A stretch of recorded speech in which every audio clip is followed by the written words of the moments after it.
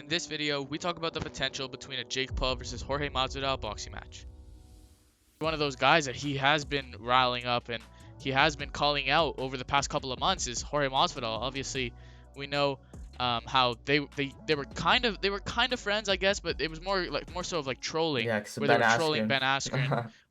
Ben Askren, leading up to that fight, and they were kind of like teaming up. They were like FaceTiming each other, and they had like a little like gym session together. Yeah, and then But it went now sour with the the beef Woodley. the beef is yeah, the beef is really settling in after Jorge Masvidal's friend, obviously Tyron Woodley, went up against Jake Paul and he said Tyron Woodley's gonna knock this guy out.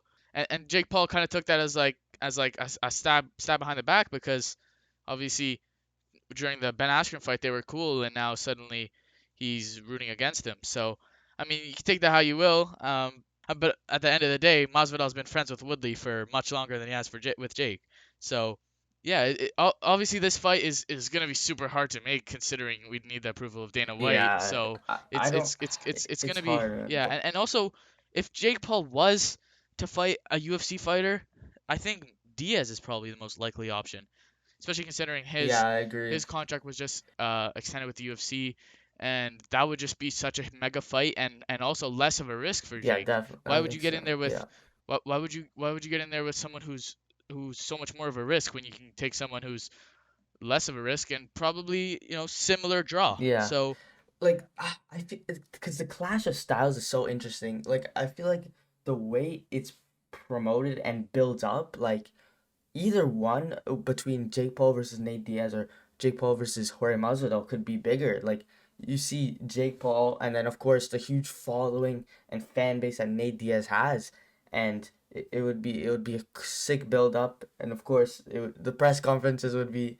super cool. But then you also have Jorge Masvidal, who's blown up recent years in popularity and has gained so much hype behind him, and that as well would be such a huge fight, and it would be. I really wonder how it would play out. Like even leading up, I feel like Torre would take the win there, but yeah, it for would be sure. an interesting fight to see, and if Jake would be able to compete. Yeah, I think Masvidal's such a veteran striker and he's been in the game so long and he's not past his prime like a lot of these guys that Jake Paul's been fighting. Obviously Ben Askren came off a hip surgery, Tyron Woodley coming off 4 losses in a row. So Masvidal's like the only guy he would fight that's really in his prime. If he were to fight one of these guys in the UFC that are in their prime, Masvidal is probably the scariest option, but I think Masvidal would definitely take that, especially considering Jake Paul struggled in that first fight against Tyron Woodley, and Tyron Woodley's not really a striker. He's obviously a wrestler, but has huge power, and obviously has been striking for a long time, and has been boxing training for a long time. But it's not solely boxing. He's doing mixed martial arts, so there's tons of different things, tons of different arts there. So it's not strictly boxing for Tyron Woodley, and that's what we saw. And we saw Jake Paul able to stop Woodley in that rematch, but I don't think he's gonna be able to beat Masvidal unless he just finds a haymaker out of nowhere, just like he did against Woodley. I definitely way less of a chance against Masvidal, but I mean Usman was able to do it, so who really knows? It's Yeah. possible. It's possible that Jake Paul lands a nice shot on Masvidal, but I just don't see it happening. I think Masvidal is too good. He's in his prime. He's in the game long enough, and he has definitely what it takes to conquer Jake Paul. So I think Masvidal would take that. And especially with train in a whole boxing camp where he only gets to focus on boxing. Like so many years this guy's been and he's a tough guy in his prime. I don't think Jake Paul would be able to do that unless he's really able to build his skill set over the next couple of years. I mean, we keep seeing him improve every single fight. So if he can really get to, a level in boxing where he's able to, at least compete against some, you know, higher level guys than he has. I mean, so far we've seen Jake Paul against Tyron Woodley, which it seemed like Tyron Woodley was really at the same level as Jake in terms of his boxing skill. But I mean, Yeah, well, to be fair, Jorge Masvidal, he's pretty old, to be honest. Like Tyron Woodley's like only 3 years older, and Masvidal's 37, but he's definitely still kind of around his peak for sure. Even though he's coming off a huge loss to Kamaru Usman, huge knockout.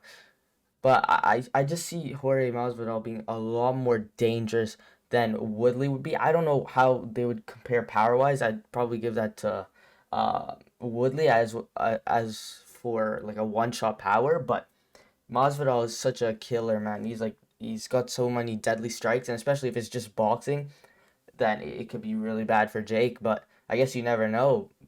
But it would be a really tough fight for Jake to try to compete in. Yeah, I mean, in the future, there's potential for that being a competitive fight, especially if Jake Paul continues to improve and maybe Masvidal has a decline. I mean, that's probably the only real way that Jake Paul would have a good shot of winning that fight. But I don't really think it's gonna happen just because obviously he's under contract with UFC, and I don't think he is the best option. Obviously, he made a Twitter video calling out Jake, saying he wants to do MMA. That will never happen. It's not even a question. Yeah. Jake Paul would never step in the octagon with Masvidal. I don't even think he'd step in the octagon in general. So, I mean, yeah, that's out of the realm of possibility. Obviously, that's not going to happen. But I mean, a boxing match between them would definitely be super entertaining. It would be so exciting. But I think there's better options out there than Masvidal. I'm gonna be real.